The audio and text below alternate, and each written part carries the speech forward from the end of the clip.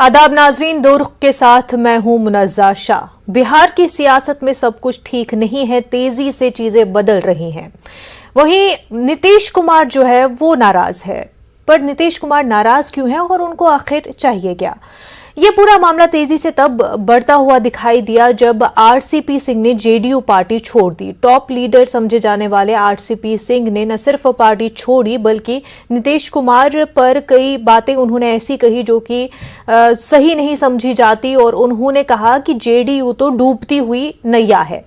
इसी के साथ जो है तेजी से ये पूरा मामला बढ़ा और जेडीयू ने इल्जाम लगाया कि आरसीपी सिंह जो है क्या उनके जरिए जेडीयू को तोड़ने की कोशिश हो रही है, यानी कि बीजेपी पर निशाना साधते हुए आरसीपी सिंह को शिंदे एक तरह से बिहार का बताते हुए कि जेडीयू को तोड़ने की कोशिश की जा रही है। और वहीं जेडीयू खुल के सामने आई और कहा कि कोई डूबती हुई नैया नहीं है, मजबूत नैया है और ये पार न सिर्फ खुद होती है बल्कि बीजेपी को भी अपने साथ पार किया है। लेकिन ये मामला यहीं से शुरू नहीं होता है। आरसीपी के पार्टी क्विट करने से पहले से ही कई चीजें ऐसी हो रही थी जिससे लग रहा था कि जेडीयू और बीजेपी के बीच में सब कुछ ठीक नहीं है।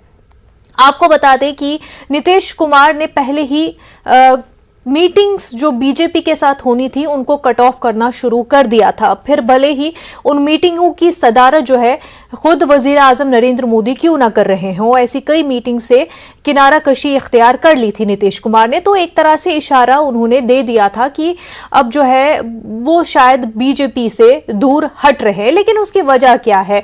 कहीं ना कहीं ये भी समझा जा रहा है कि क्या नीतीश कुमार को ये अब महसूस हो गया था कि बीजेपी जो है ज्यादा देर तक अब उनको सीएम पोस्ट पर रहने नहीं देंगी। क्या बीजेपी अब ये कोशिश कर रही थी कि अब सीएम उनका होगा?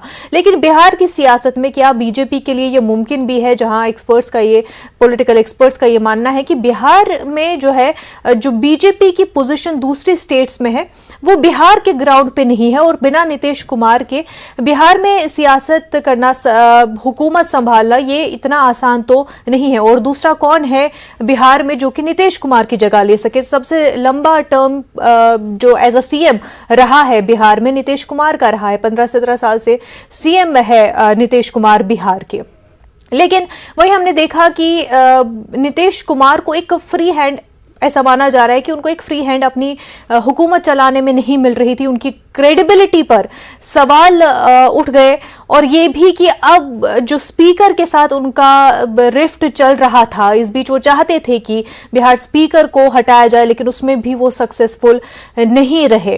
कैबिनेट में जगह नहीं मिली, हालांकि एक पोस्ट दिया गया जो कि उन्होंने लिया नहीं था। लेकिन आरसीपी सिंह ने माना जाता है कि वो अपने जाती जो बीजेपी के साथ उसका क्लोजनेस रही है उसकी बुनियाद पर ले लिया। हालांकि आरसीपी सिंह ने कहा था कि ऐसा सच नहीं है, ये बात जो है पहले नीतीश कुमार से हो चुकी है, बीजेपी ने कर ली है। लेकिन ये माना जाता है कि उन्होंने वो रेपो जो है खुद से बीजेपी के साथ मनाया था। वहीं ये भी बताया जा रहा है कि अब आगे जो आने वाले चुनाव है, 2024 का लोकसभा इलेक्शन है और उसके बाद 2025 में बिहार के इलेक्शंस है, उसमें अब क्या पोजीशन रहेगी, क्या इक्वेशंस रहेगी? क्या बीजेपी चाहती है कि 2024 में नीतीश कुमार उनके साथ ना हो? लेकिन अगर नीतीश कुमार उनके साथ ना हो तो लोकसभा के लिए बीजेपी के लिए अच्छी बात नहीं होगी।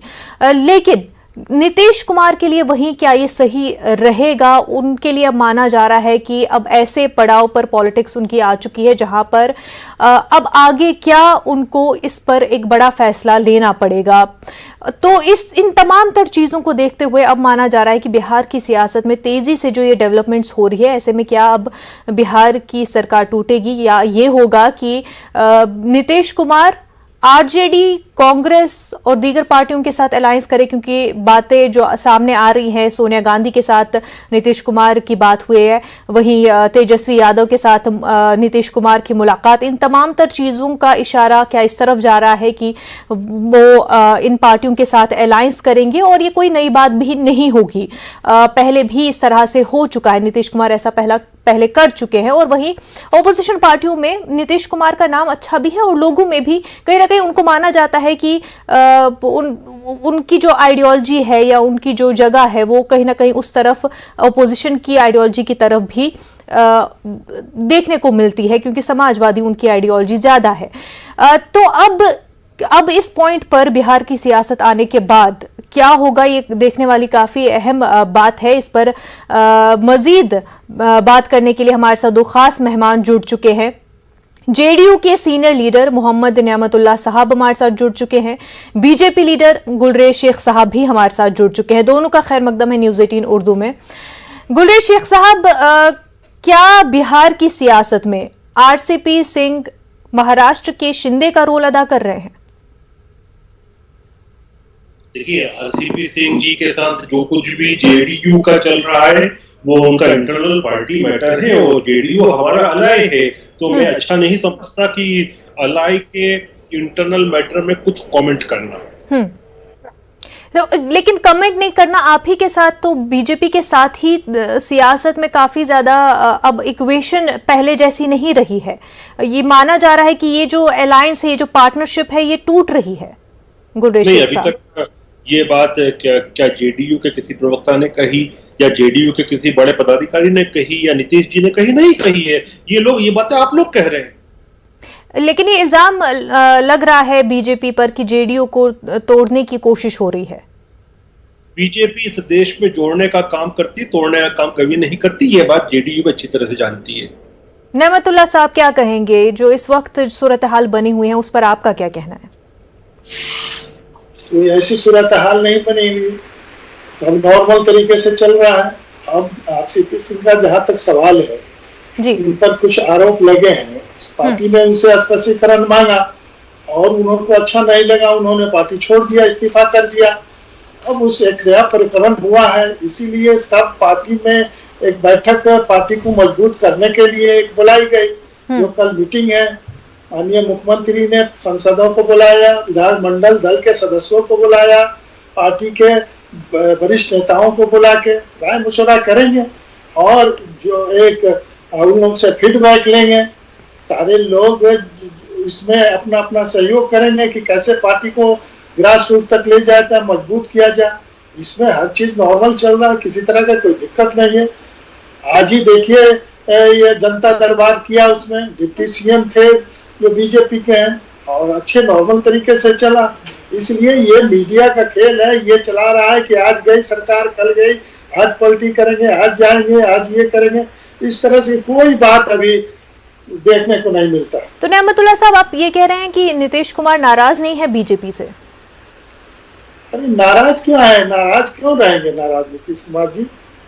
नहीं तो फिर ये जो इतनी मीटिंगों का दौर हुआ, जब चाहे नीति आयोग की मीटिंग हुई थी रिसेंटली या उससे पहले भी, नीतीश कुमार मिसिंग क्यों थे इन मीटिंग्स में? बीच में कोरोना की वजह से वो अमित शाह जी आए, उनसे नहीं मिल सके। पहले इसके पहले आए थे तो अमित शाह जी से मिले थे, उनको कोरोना हो गया था इसलिए नहीं मिल सके। अब इस तरह से अगर दूसरी तरह से अफवाह फैलाया जाए तो अलग बात है। नहीं तो फिर अगर आप अमित शाह की बात करें तो अमित शाह का बयान आया कि उन्होंने कहा कि जेडीयू की तरफ से ऐसे इशारे मिल रहे हैं कि जहां पर 2024 और उसके बाद जो 2025 में स्टेट इलेक्शन होने हैं उसमें अलायंस होगा कि नहीं, इस बात पर सील नहीं है। इस तरह के बयान भी तो आ रहे हैं। ऐसी कोई बात नहीं है, ना हमारी तरफ से ना बीजेपी की तरफ से।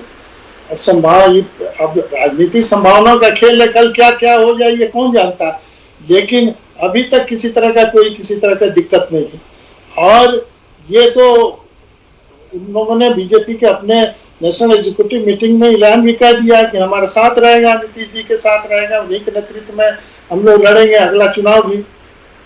इसमें कहां से कहां बात आ गई है, इससे हमको समझ नहीं आती। गुलरेज शेख साहब, इस सब में माना जा रहा है चिराग पासवान का एक अहम किरदार है कि जिस तरह से चिराग पासवान काफी क्रिटिक रहे हैं नीतीश कुमार के, जेडीयू के, और बावजूद उसके बीजेपी जिस तरह से बिहार में अपनी मीटिंगों में चिराग पासवान को शामिल करते हैं, एक नाराजगी जो है इस वजह से भी नीतीश कुमार की देखने को मिलती है।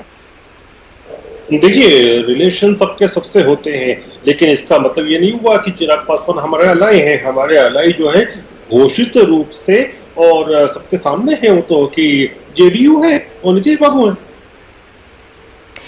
इस पर आपका क्या कहना है नियामतुल्लाह साहब? चिराग पासवान का इस पूरे मामले में क्या रोल है?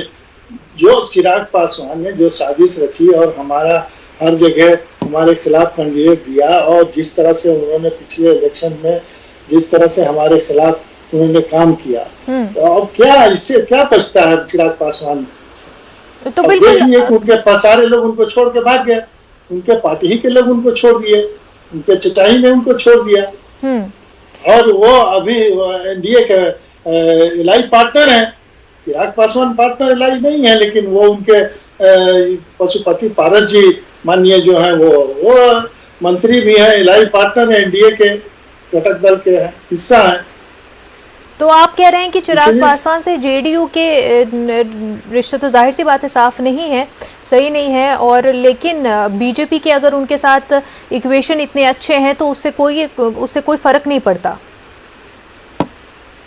तो बीजेपी से अलग है, वो बीजेपी का अपना इंटरनल मामला है, किससे क्या इक्वेशन बनता है, किससे क्या रिलेशन बनता है, वो उनका मामला है, वो समझे। लेकिन हम लोग तो देखे कि हम लोग तो मुखालफत किया उन्होंने पिछले चुनाव में, हर जगह हमको हराने का काम किया, हमको सिमटा दिया इतने कम सीटों पर, हमारी कम बिल्कुल सर। तो इसी बात पर सवाल उठते हैं ना, तो क्या एक ये वजह भी है कि जो एक ऊपरी सतह पर दिख रही नाराजगी है, अब कितनी ज़्यादा है आप तो दोनों ही इस बात को नहीं मान रहे हैं, लेकिन जो दिख रहा है कि क्या ये भी वजह है कि एक तरफ तो जो जिस तरह से जेडीयू की मुखालफत करें, और चुनाव में हमने देखा था कि किस तरह से पार्टी के अगेंस्ट चिराग पासवान ने अपने कैंडिडेट खड़ा किए थे, लेकिन बावजूद उसके जो है बीजेपी हर मीटिंग में चिराग पासवान को काफ़ी अहमियत भी देती हैं। तो क्या ये अफेक्ट नहीं करता? क्या आप बोलते हैं कि ये बिल्कुल भी एक कोई रोल नहीं अदा करता है?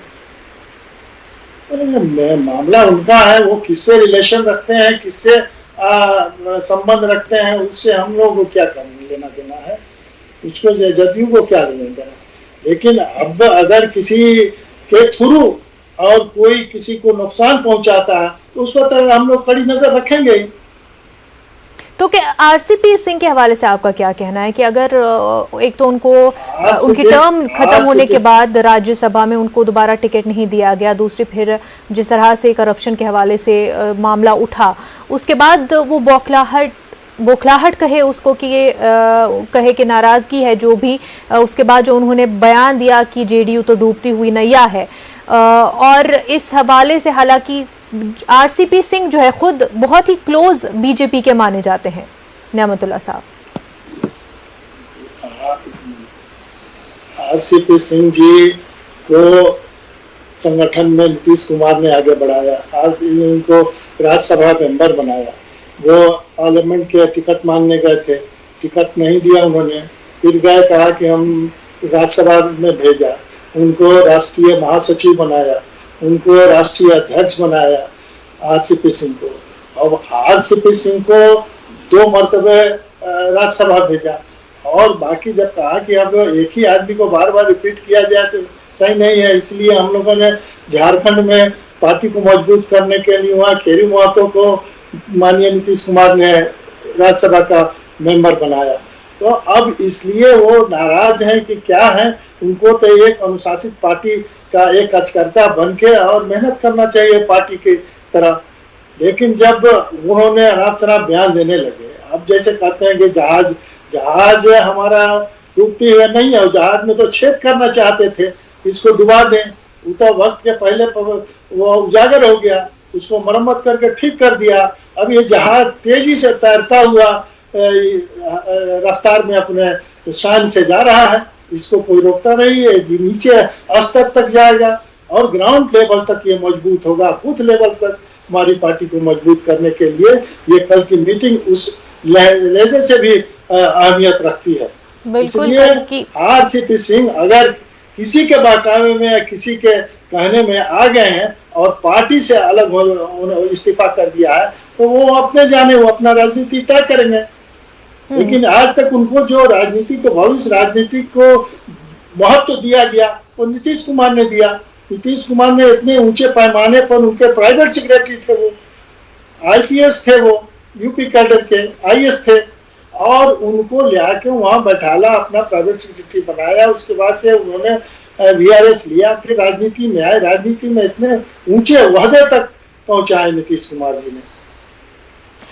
लेकिन जिस तरह जो रीसेंट आपने सही कहा कि उनका सपोर्ट रहा, तो राज्यसभा में भी उनको भेजा गया और कैबिनेट में भी वो रहे। लेकिन गुलरेज शेख साहब, जब ये पूरा मामला हुआ, जब राज्यसभा के हवाले से ख़ास तौर से उनको टिकट दिया था, पिछली बार उनका टर्म ख़त्म होने से पहले, इस बार तो उनको टिकट नहीं दिया गया, तभी ये कहा गया था कि अभी क्योंकि ये टिकट दिया जा रहा है तो ये एक साइन है कि हाँ, ये अलायंस जो है ये बना रहेगा। लेकिन जब इस बार टिकट नहीं मिला तो जानकारों, जो पॉलिटिकल एनालिस्ट हैं, उन्होंने कहा कि ये कहीं ना कहीं इशारा है कि एक तरह से बीजेपी के साथ कहीं ना कहीं वो रिफ्ट देखने को मिलता है। अगर बीजेपी के साथ टाई अच्छी बनानी जब तक थी, तब तक आरसीपी सिंह को जो है बराबर उस पोस्ट पर रखा जा रहा था। देखिए, मुझे नहीं लगता कि एक व्यक्ति के टिकट मिलने नहीं मिलने से दो दल, जो व्यक्ति से बड़ा हमेशा दल होता है, कोई सा भी दल हो, वो व्यक्ति से काफी बड़ा होता है, तो दो दल का गठबंधन जो है वो समाप्त हो जाता है, ऐसा कभी नहीं होता। वो बहुत सारे राजनीतिक विश्लेषक हैं, वो विश्लेषण करने के नाम पर बहुत सारा विश्लेषण रखते हैं। मेरे सामने कोई ऐसी बात नहीं आ रही है, सब कुछ नॉर्मल चल रहा है।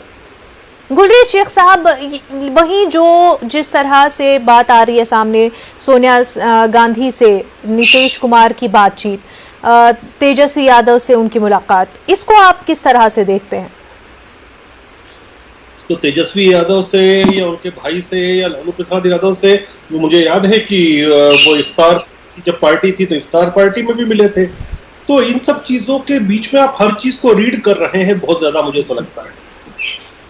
रीड इसलिए भी कर रहे हैं सर, क्योंकि अभी ये माना जा रहा है कि कहीं ना कहीं अब क्योंकि 2024 का इलेक्शन नज़दीक है, फिर 2025 का इलेक्शन आना है, स्टेट इलेक्शन बिहार का, तो रीड ये कि क्या 2024 आने से पहले एक बड़ा टर्न लिया जा रहा है, क्योंकि क्या बीजेपी अपना सीएम बदलना चाह रहे हैं, या फिर नीतीश कुमार जो है वो अपने लिए एक सीएम कैंडिडेट के तौर पर खुद को आगे देखना चाहते हैं 2024 में, और उस वजह से ये टर्न्स देखने को मिल रहे हैं?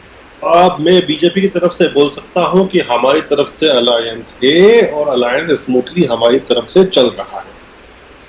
नेमतुल्लाह साहब, आप क्या कहेंगे कि 2024-2025 के हवाले से क्या ये तमाम तर जो डेवलपमेंट्स देखने को मिल रही है, जो लालू यादव की तबीयत खराब हुई, पारस हॉस्पिटलाइज हुए, उसमें सारे नेता लोग गए, नीतीश जी में भी गए देखे, उन्होंने पूरा कहा कि व्यवस्था, सरकारी व्यवस्था से इनका इलाज होगा। एयर एम्बुलेंस से उनको दिल्ली भेजा गया इलाज के लिए। अब उसको राजनीति तौर पर देखा जाएगा, ह्यूमैनिटेरियन ग्राउंड भी तो होता है, जिसमें सुशील मोदी जी का भी बयान आया, उन्होंने कहा कि नहीं, इनको सरकारी खर्चा पर इनका इलाज कराया जाए, इनको तुरंत एयर एम्बुलेंस से भेजा जाए। अब उसको हो गया राजनीतिक सांचे में ढाल के देखा जाए, तो उसमें अगर 2 मरतबे फोन करके नीतीश जी लालू जी का खैरियत पूछ लेते हैं, उनके तबीयत के बारे में जानकारी हासिल कर रहे हैं, तो ये बात को राजनीति से आका नहीं जाना चाहिए कि वो बात तो अलग है सर, कोई बीमार हो फिर उसकी इयादत की जाए, उसकी खबर पूछी जाए, वो एक अलग पहलू है। लेकिन यहाँ पर बात हो रही है सोनिया गांधी से बातचीत या फिर तेजस्वी यादव से मिलना, ये अलग क्या बात, अलग से क्या बात हुई, क्या नहीं हुई, ये तो हम लोग की जानकारी में नहीं है कि क्या बात हुई। अभी अलायंस स्मूथली चल रहा है। अब कल क्या हो जाएगा, क्या हो, आसमान टूट जाए, तो हम लोग भविष्यवाणी नहीं कर सकते हैं। तो आप मान रहे हैं कि कल क्या हो जाए ये नहीं पता है, तो कल कुछ भी हो सकता है। जिन संभावनाओं का खेल है, कुछ भी हो सकता है, क्या हो सकता है, लेकिन ये है कि अलायंस अभी स्मूथली चल रहा है और आगे भी चलता रहेगा, आगे भी अलायंस रहेगा, आगे चुनाव में भी हो एक साथ रहेंगे, एनडीए रहेंगे, बीजेपी के साथ रहेंगे। लेकिन क्या ऐसा हो सकता है कि आरजेडी और कांग्रेस के साथ मिल जाए? पूरा मीडिया तो उलट दिया, पूरा मीडिया तो एक ही बात चला रहा है, एक हफ्ते 3-4 दिन से यही चल रहा है कि नीतीश कुमार 24 घंटे में चले जाएंगे, 48 घंटे में चले जाएंगे, 72 घंटे में सरकार बदल जाएगी। तो अभी तक तो कुछ बदला नहीं, क्योंकि अभी सरकार बदलने का मौसम भी चल रहा है सर। जिस तरह से हम कई स्टेट्स में देख रहे हैं सरकार बदलती है, तो कहीं ऐसा ना हो कि बिहार में भी वो मौसम आ जाए। नहीं ना, बिहार में ऐसा कोई मौसम अभी नहीं है। बिहार में एकदम मौसम सुखाड़ का चल रहा है, उस पर चर्चा चल रहा है। बाढ़ में कुछ नदियां उफान मार रही है, उस पर चर्चा चल रहा है। जनता के हित की बात चल रही है। अभी बहुत बिहार के लिए सोचने की बात है कि इतना बारिश कम हुई है जिससे किसान आज परेशान है, मजबूर है। और इस तरह से हम लोग इस इश्यू पर बात कर रहे हैं। अभी राजनीति के उथल पुथल पर कोई चर्चा नहीं होगी। हमारा संगठन कैसे मजबूत है, ग्रास रूट तक कैसे जाए, ताकि आने वाले वक्त में एनडीए को हम लोग फिर से बहुमत में ले आए, किस पर बातचीत चल रही है। गुलरेज शेख साहब, ये जो पूरा मामला चल रहा है, इसको दूसरे रियासतों से भी जोड़कर देखा जा रहा है, महाराष्ट्र खास तौर से, और सिंक करके उसी कड़ी में जोड़ दिया जा रहा है। आप मानते हैं कि कहीं ना कहीं अभी जो उथल पुथल हो रही है वो महाराष्ट्र के रीसेंट जो हमने चेंज देखी उससे मिलती है? वाइजा, एक बात याद रखो, कश्मीर की राजनीति अलग है, तमिलनाडु की राजनीति अलग है, महाराष्ट्र की अलग है, बंगाल की अलग है, बिहार की अलग है। भारत बहुत बड़ा देश है। आप सबको यदि आप मैच करने लग जाएंगे तो कैसे काम चलेगा? ये तो आप ऐसी बात कर रहे हैं कि महबूबा मुफ्ती यहाँ आए और तमिलनाडु में वोट ले जाए, ऐसा हो सकता है क्या? पैटर्न की बात है, पैटर्न की कि किस तरह से कुछ स्टेट्स में जो सरकारें बदली, उस पैटर्न की बात हो रही है। क्योंकि यहाँ पर ऑपोजिशन का भी कुछ कहना है कि ऑपरेशन लोटस क्या बिहार में भी देखने को मिलेगा? नहीं, आप ये सब बातें सोच रहे थे। पैटर्न ये भी देखिए कि नीतीश जी महागठबंधन में गए थे लालू जी के साथ, उनको छोड़ के फिर बीजेपी में आए थे, क्योंकि बीजेपी के साथ उनको फीलिंग सही रहती। तो इसी बारे में तो बात हुई है कि सर ये अगर ये होगा भी, ये पहली बार नहीं होगा। आरजेडी के साथ पहले भी हाथ मिलाया था, बीजेपी छोड़ के फिर से बीजेपी के साथ भी मिलाया था, तो ऐसी इम्कान तो है कि फिर से ये हो सकता है। हम लोग भरोसा करने वाले, यकीन करने वाले लोग हैं। और अभी आपके सामने बैठकर आरजेडी के प्रवक्ता ने क्या कहा कि हम लोग आगे काम कर रहे हैं ताकि एनडीए को अगला चुनाव भी जिताएं। अब यदि उनका प्रवक्ता वो कह रहा है तो फिर मानो ना उस बात को। जेडीयू जी, लेकिन अभी उन्होंने साथ में ये भी कहा कि आगे क्या होगा वो भी नहीं पता। सर ये क्या, ये आपसे ये जानना चाहूंगी कि इस बात में कितनी सच्चाई है कि नीतीश कुमार को उनकी गवर्नेंस में पूरी जो फ्रीडम है वो नहीं मिल रही है, बीजेपी उनको पूरा वो अपर हैंड नहीं दे रही है? आप मुझसे पूछ रहे हैं? जी, गुलरेज शेख साहब आपसे पूछ रही हूँ। नहीं, देखिए, नीतीश कुमार साहब के साथ बहुत लंबा एक साथ रहा है और उन्होंने ये चीज जरूर महसूस की थी लालू जी के साथ, और जब भ्रष्टाचार भी हो रहा था, गुंडागर्दी भी बढ़ती जा रही थी और कहीं ना कहीं हिंड्रेंस भी हो रहा था, तभी वो बीजेपी के फोल्ड में आए। और भारतीय जनता पार्टी उनको, वो ही नहीं, हमारे जितने भी मुख्यमंत्री होते हैं अलायंस में, सबको फ्री हैंड देने में विश्वास करती है बीजेपी। नेमतुल्लाह साहब, क्या आप इस बात पर इत्तेफाक रखते हैं कि फ्री हैंड है नीतीश कुमार के साथ और अपने फ्री हैंड के साथ ही बिहार में काम कर रहे हैं, और ऐसी कोई बात नहीं है कि स्पीकर के साथ रिफ्ट है या फिर जो मामला चल रहे हैं कोई बात नहीं है, ऐसी कोई बात नहीं है। जो स्टेट का हेड होता है, मुखिया होता है, जो चीफ मिनिस्टर होता है, वो किसी के दबाव में काम नहीं करता। और नीतीश कुमार किसी के दबाव में काम करने वाले शख्स नहीं है। वो काम करते हैं, फ्री हैंड काम करते हैं, 18 घंटा काम करते हैं और जनता के हित के लिए, जनता के भलाई के लिए काम करते हैं, और उसमें वो कामयाब भी हुए। एक बड़ा काम किया उन्होंने, बिहार को ऊंचे स्तर पर पहुंचाया, विकास पर पहुंचाया। जो बिहार लॉ एंड ऑर्डर हो, चाहे रोड का मामला, बिजली का मामला हो, हर गांव में नल जल का मामला हो, सारे काम में उन्होंने अपना एक कदम आगे बढ़ के काम किया है। और आज देखने को मिलता है नीतीश कुमार एक देश के लिए एक मॉडल साबित हुए। अब नेमतुल्लाह साहब ये बता दें कि क्या यहाँ पर बात ये हो रही है कि नीतीश कुमार के आगे के पॉलिटिकल एम्बिशंस क्या है? क्या ये सवाल उस पर अभी उठ रहा है? देखिए, आप पॉलिटिकल एम्बिशन क्या है, बहुत सारे लोग तो उनको कैंडिडेट बना दिए, लेकिन खुद उन्होंने प्राइम मिनिस्टर कैंडिडेट बना दिए। आरसीपी सिंह ने कहा कि वो तो हम प्राइम मिनिस्टर के उम्मीदवार नहीं है। हाँ, प्राइम मिनिस्टर के उम्मीदवार नहीं है। आरसीपी सिंह ने ऐसा कहा कि वो 7 जन्म में जो है प्राइम मिनिस्टर का मटेरियल है, लेकिन खुद उन्होंने कहा कि हम प्राइम मिनिस्टर के उम्मीदवार नहीं है। ऐसी बात नहीं कि नीतीश कुमार में वो क्षमता नहीं है, वो सब कुछ है, लेकिन अब हम हमारे ऑलरेडी इंडिया का प्राइम मिनिस्टर है, तो फिर हम कैसे उम्मीदवार, उन्होंने खुद कहा। इसलिए ऐसी कोई बात नहीं है, और सब मीडिया का खेल है। अब चलिए, टीआरपी बढ़ाइए सब लोग अपना। गुलरेज शेख साहब, क्या नीतीश कुमार के बिना, अगर नीतीश कुमार नहीं अलायंस में रहते, क्या उनके बिना बीजेपी अपना ग्राउंड तलाश सकती है बिहार में? क्या फिर पोजीशन रहती है बिहार में बीजेपी की, अगर देखिए Bharatiya Janata party well oiled machinery public के पास एक बहुत ही मेहनती पार्टी है, लेकिन साथ में हम गठबंधन धर्म की इज्जत करते हैं। इसलिए चूंकि जेडीयू के प्रवक्ता साथ बैठे हैं जो हमारे अलायंस में है, मैं इस बात का जवाब अभी नहीं दूंगा।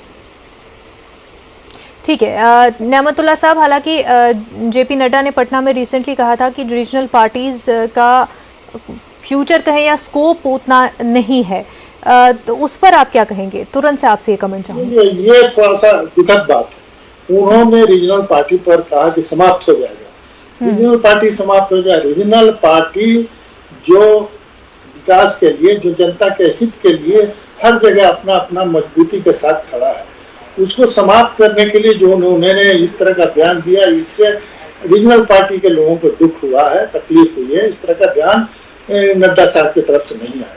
दूसरी बात, तुरंत उन्होंने बयान आपको अमित शाह जी ने भी दिया, कहा कि नहीं, नीतीश कुमार के साथ हम लोग अगले भी चुनाव लड़ेंगे, असेंबली का भी और पार्लियामेंट का भी।